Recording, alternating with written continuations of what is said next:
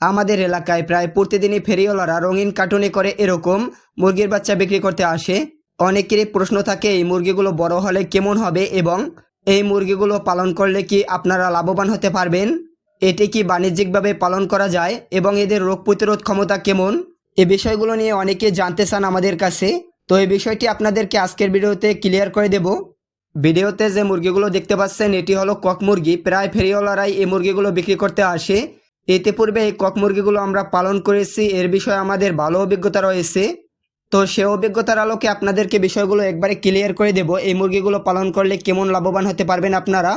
অনেক সময় ফেরিওয়ালারা বিভিন্ন আকর্ষণীয় জাতের নাম বলে এগুলো বিক্রি করে, তবে অভিজ্ঞতা থেকে বলছি এগুলো মূলত কক মুরগির বাচ্চা। বিক্রি বাড়ানোর জন্য এদের শরীরে প্রায় 2-3টি রং মেখে আনা হয়, যে রঙগুলো তারা কৃত্রিমভাবে করে। তাই এদের কেনার সময় অবশ্যই বুঝে শুনে দেখে শুনে কিনতে হবে। আপনি যদি বাণিজ্যিকভাবে বা খামার আকারে এই কক মুরগিগুলো পালন করতে চান তবে লাভবান হওয়া অনেক বেশি কঠিন। এর প্রধান কারণ হলো এরা যে পরিমাণে খাবার খায় সেই তুলনায় এদের শরীরে বৃদ্ধি এবং ওজন বাড়ে না। তাছাড়া টাইগার বা কালার বার্ড যে মুরগিগুলো রয়েছে এই মুরগিগুলোর মতো এই মুরগিগুলো আকারে বড় হয় না। যদি আপনি পরিবারের মাংসের চাহিদা মেটাতে বাড়ির আঙিনায় অল্প করে পালন করতে চান তবে এটি একটি চমৎকার সিদ্ধান্ত হতে পারে। আমরা নিজেরা এরকম দেশি মুরগির সাথে সেরে এগুলো পালন করেছি।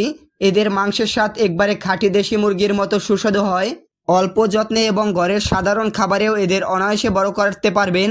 আপনারা কারা কারা ফেরিওয়ালার কাছ থেকে এমন বাচ্চা কিনে পালন করেছেন এবং লাভবান হয়েছেন আপনার অভিজ্ঞতা কমেন্টে জানাবেন। তবে একটি বিষয় বলে রাখি আপনাদেরকে, সকল ফেরিওয়ালারা যে এরকম কক মুরগিগুলো বিক্রি করে একথা সত্য নয়। শহর এলাকায় আমি দেখেছি বিভিন্ন সময় ফেরিওয়ালারা ফেরি করে টাইগার এবং বিভিন্ন ব্রয়লারের বাচ্চা বিক্রি করে। তবে বাস্তব অভিজ্ঞতা থেকে আমি যেটা দেখেছি আমাদের এলাকায় এরকম কক মুরগির বাচ্চাগুলো ফেরিওয়ালারা ফেরি করে বিক্রি করে। তারা বিভিন্ন জাতের মুরগি বলে ক্রেতাদের কাছে বিক্রি করে, আসলে এগুলো কক মুরগির বাচ্চা। তারা বিভিন্ন কালার করে, একথাও সত্য, আমি এগুলো বারবার দেখেছি। আশা করি বিষয়টি বুঝতে পারছেন। এই মুরগিগুলো পালন করলে লাভবান হতে পারবেন কিনা এই বিষয়গুলো ক্লিয়ার হয়ে গেছেন।